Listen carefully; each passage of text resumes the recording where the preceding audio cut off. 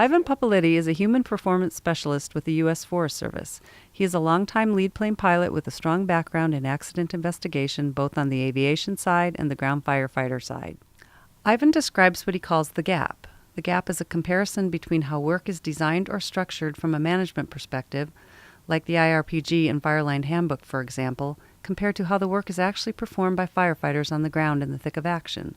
There is always a gap. There will always be a gap.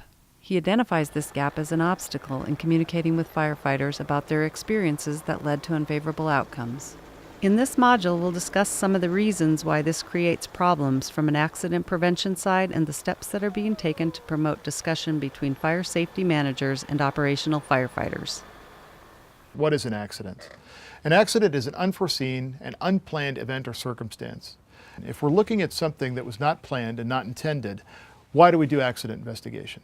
The reason that we do it is for prevention. Because if we're really looking at prevention, the thing that we should be doing is simply looking for lessons learned out of these things so that they can be avoided. So we can describe the gap in greater detail as a result of this adverse outcome. So accident investigations came up with things like failure to follow policy and procedures.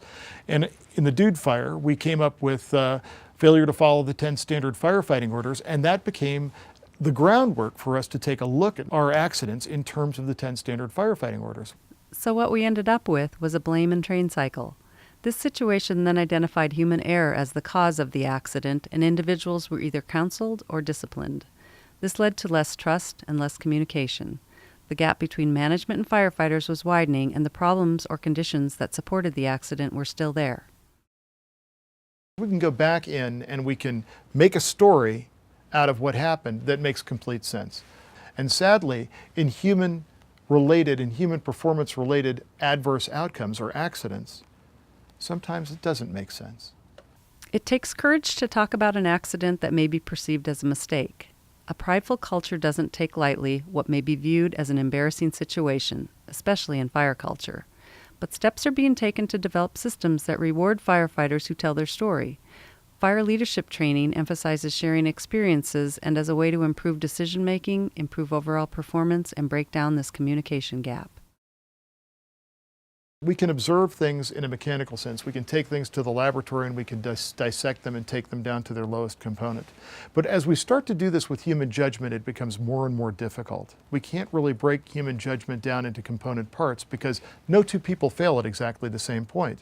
If I put you in a circumstance and I put myself in a circumstance, we would fail at a different point, even though the circumstances were the same. And in fact, if I were in the same circumstance over and over and over again, I wouldn't fail at the same point because I would have learned from my experience. And this is very important. This is called heuristics. How much risk will you accept in the pursuit of your fireline objectives? Your experience and judgment will determine the course of action you choose. There will always be an opportunity cost. If we spend more time on the process, what does it cost us in the final outcome? This goes back to pressures of effectiveness, thoroughness trade-off. If we look at the 10 standard firefighting orders, for example, and we look at number 10, fight fire aggressively, having provided for safety first. This is a complete effectiveness, thoroughness trade-off. Because if we want to be completely effective at fighting the fire, we're going to be aggressive. But if we're going to be completely thorough, we're going to be completely safe. How can you be both completely safe and completely effective? What we're asking our people to do is use their judgment to come to some middle ground of application of this standard firefighting order, to understand that, or to develop a way of implementing this philosophy that they have to make some sort of effectiveness, thoroughness trade-off. Now, our desire is that they make that trade-off on the basis of safety. What is normal or standard? Because we have to compare, if we're going to say that somebody did something wrong, we have to compare that against something which is right. So what is normal and standard? Is that well defined? How far is below, for example?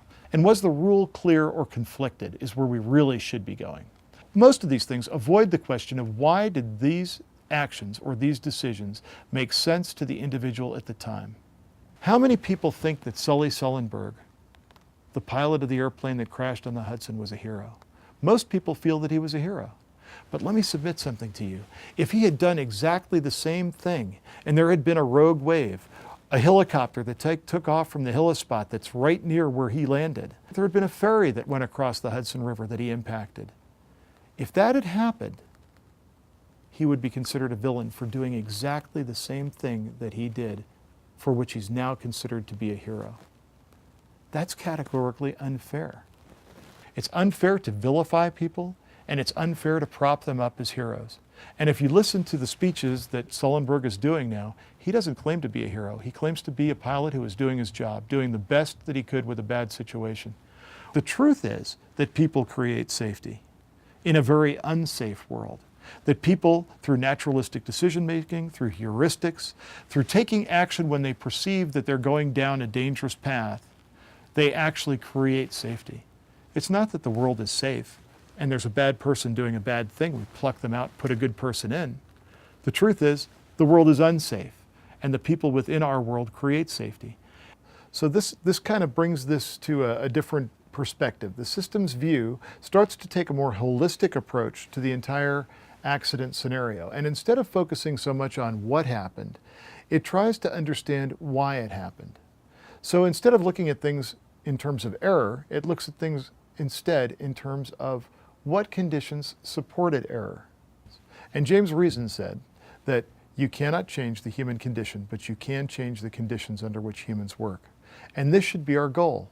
Our goal in management, and safety program management in particular, is to create a situation where our people are more likely to be successful.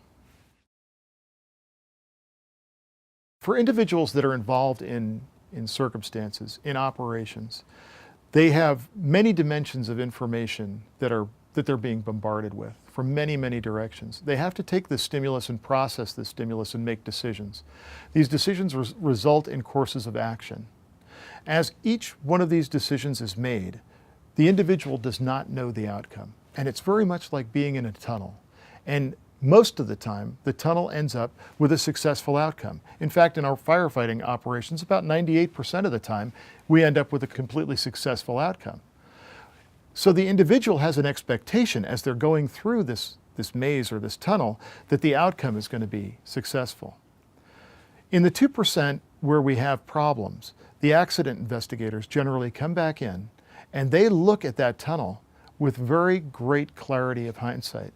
They can now look at each one of these decision points using their judgment, ascribe the word error to these decisions because they know the outcome. But for the individual who's involved in making those decisions, it's anything but clear. And most assuredly, if they knew that the outcome was going to be adverse, they wouldn't take the action. So for them, the clarity doesn't exist. And that's why it's really unfair to apply hindsight bias to these decisions and call them errors, having known the outcome. In fact, they're only errors knowing the outcome.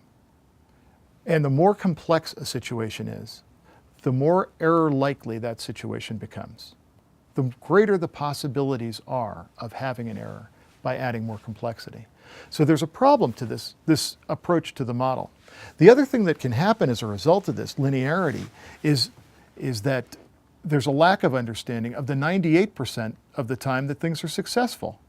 In other words, 98% of the time, the individual recognizes the potential outcome, takes corrective action, and avoids that outcome. The individual should have that freedom to make that naturalistic determination of what they should do to avoid the potential conflict. They have to be able to see it to avoid it. They have to be able to react to it in order to avoid it. And that's not done through rules and regulations. That's done through heuristics and experience.